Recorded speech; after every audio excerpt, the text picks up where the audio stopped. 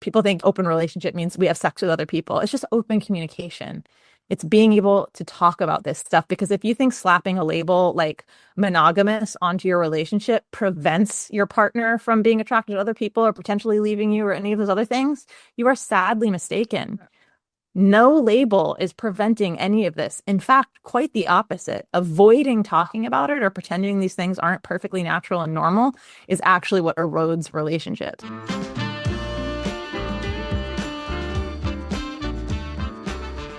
Breakups when you're in a relationship with more than one person. How does that happen? I remember hearing Wednesday Martin talking about how her husband helped her process a breakup. Yeah. And of course, that sounds just totally like, for somebody like me who's been brought up in the typical marry one person, you only have sex with one person, cisgender, blah, blah, blah, blah, blah, blah. So how do you deal with that? Like, how does that other person not say, you had that other relationship, you deal with it? That sounds terrible. I would never want to be in a relationship with somebody who is that callous about my emotional experience, regardless of whatever it was. It takes an amount of self-awareness, self-compassion, mutual respect, which I think is lacking in a lot of relationships, including monogamous ones. That's the root of a lot of issues, a lack of mutual respect. If you've never had the experience of someone you're in a romantic relationship with supporting you through the grief of losing another, you've not lived. It's the most beautiful, simple, and yet complex, incredible types of support I've ever experienced. Like my two partners, when I was still with them, I had someone who was an FWB, friends with benefits, that I was actually realizing after a month or so, I was like, oh, actually, I'd be interested in more. Let me broach this with that person. And I did, and we were not on the same page. That hurt. My partners were at my house when I was having that phone call, and I came downstairs and they saw it on my face, and they were both I got to cry in their laps, and they were so lovely. It has nothing to do with them. Like there's no bearing, there's nothing that's being taken from them by me. There's not 100 love points that I have to take 5 from them to give to someone else.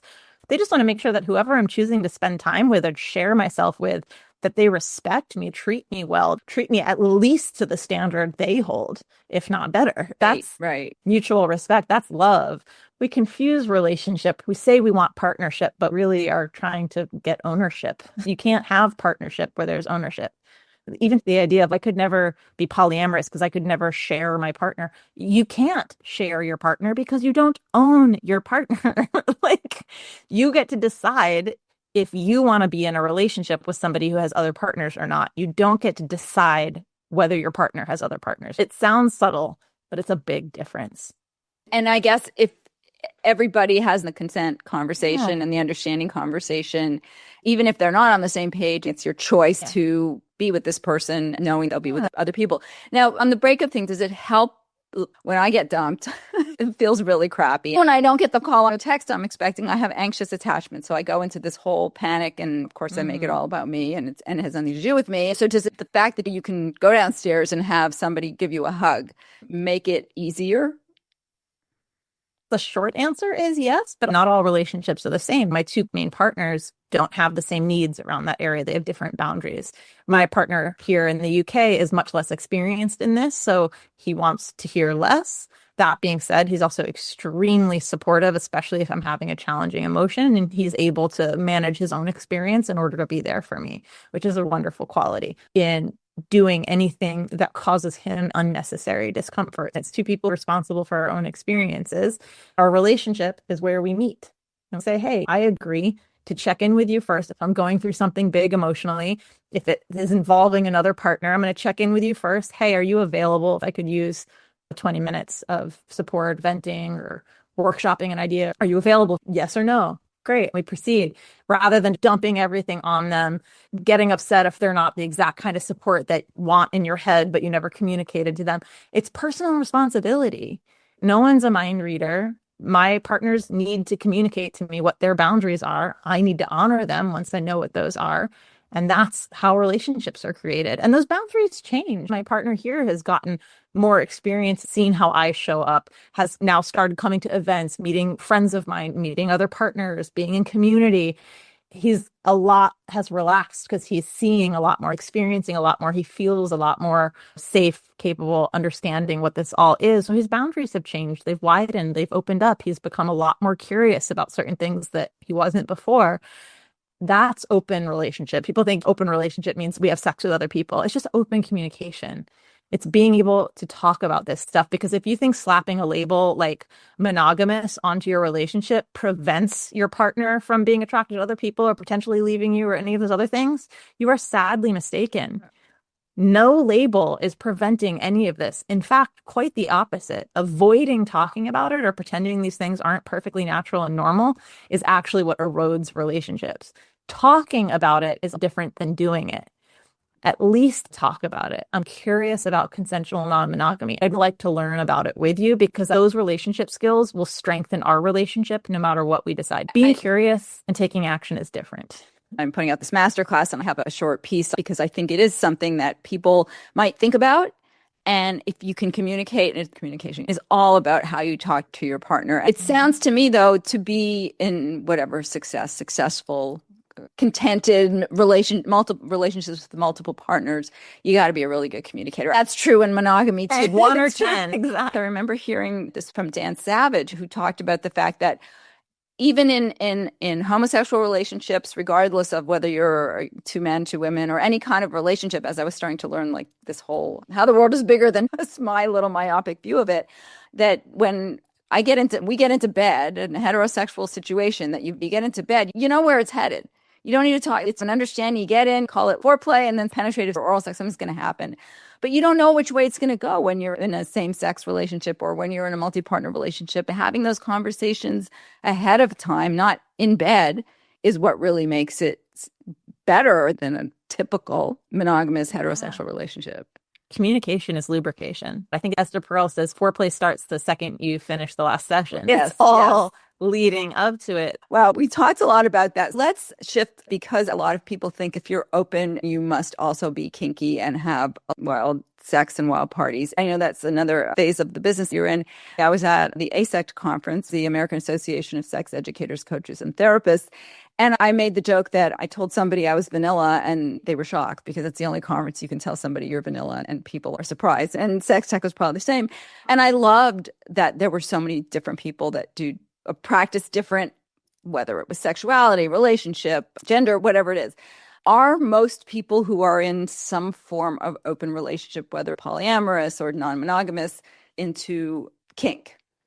I know that's like an apples to fruit kind of conversation. Yeah, like not all apples are fruit, but not all fruit are apples kind of thing. Like I think there's probably a higher concentration, so a higher percentage potentially.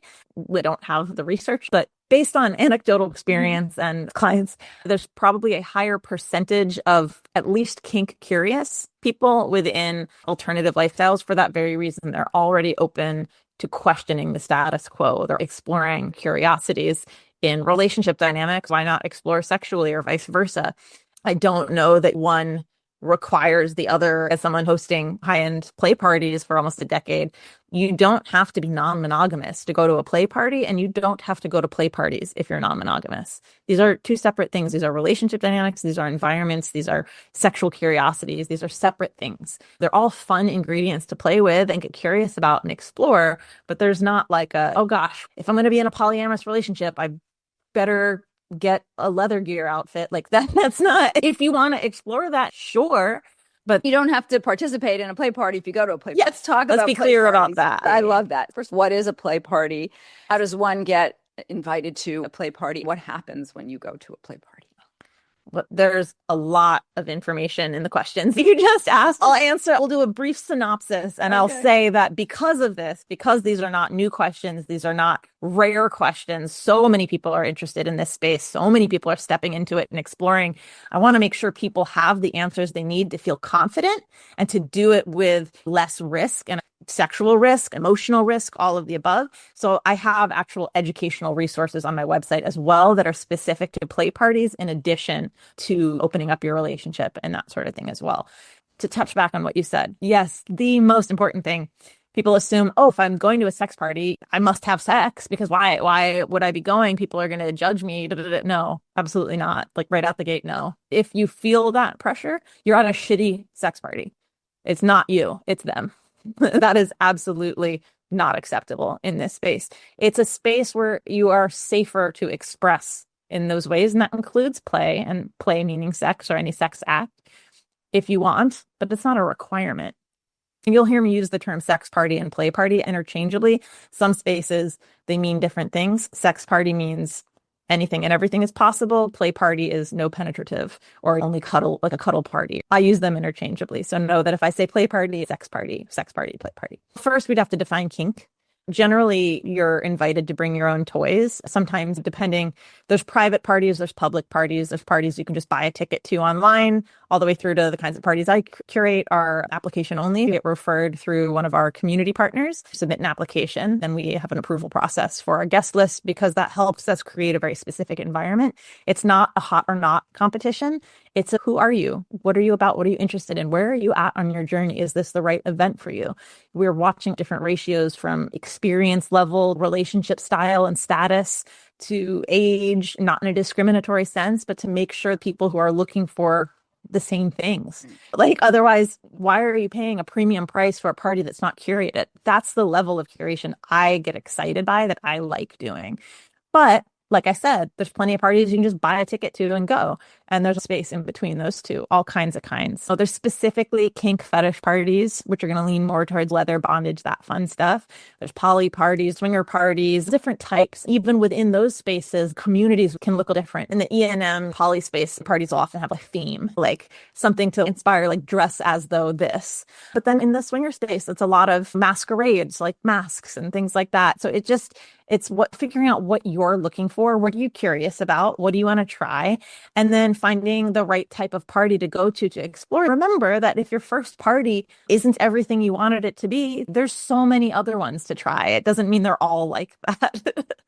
My friend in New York he wanted to go to a sex party with me. I felt uncomfortable because we weren't in an intimate relationship. It was a little scary to me. He ended up going by himself and said people were having sex everywhere. He couldn't get it up. Both times he felt really uncomfortable. It doesn't mean he's not going to go back. You have to know who you are. Are you going because adventurous and curious and you're like, I don't care. Like, I just want to see this. I want to participate. Or I'd be interested in going with somebody to hold my hand.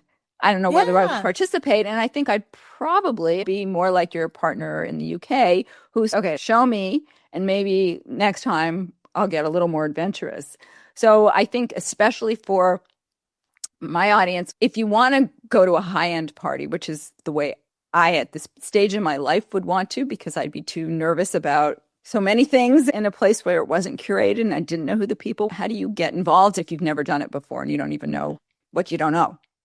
I look forward to your application. Do them over here in New York so that I can actually physically be in this. That's why I designed mine specifically not to hit saturated markets. Tons of events in places like LA, New York, London, Berlin, Paris, etc. I'm not interested in competitive growth. I'm interested in collaborative growth. I wanted to create an event that supports all the amazing communities that I already know around the world. That's why my events are annual and they're never in the same place twice. And they're always in up and coming destinations. I want to feature the city we're in, launching in Lisbon, Portugal. It's blown up in a good way, but we're catching it before it really peaks. It's exciting because again, we're everywhere. There's this illusion that this only happens in cities like the ones I listed, but this is everywhere, whether you're in a small town in Idaho or Greece. We are everywhere. It's treated like a subculture, but it's not. It's just taboo. How do you get invited? When it's a curated event, I recommend going with a date, whether romantic, sexual, or platonic, just someone you're comfortable with, because that gives you a touch point. You create agreements before you go. Hey, let's check in every 15 minutes, or hey, let's never leave each other alone in the event. Let's really move through the space. Yet, whatever that looks like, you guys get to create what that looks like. That enables you to have a touch point, energetic partner and take the pressure off. It's my first party. I'm not going to play. I don't need to do anything. I went to my first party solo. solo because I'm a crazy person. But I took the pressure off. I don't need to do anything. I'm just going to meet people. I don't know what this space is. Like, there's no should. This is a curiosity space. If you're curious, go and find out. You might go and find out, you know what? That's not my vibe. Let's see what else is there. Or who knows? Or you might get more turned on than you expected, and you and your partner are going to be fucking like rabbits, whether at the party or back home. All kinds of people come, don't engage at all, and then go home. There's any version under the sun, as long as you are honoring everyone else's boundaries and basic principles of consent, you're golden.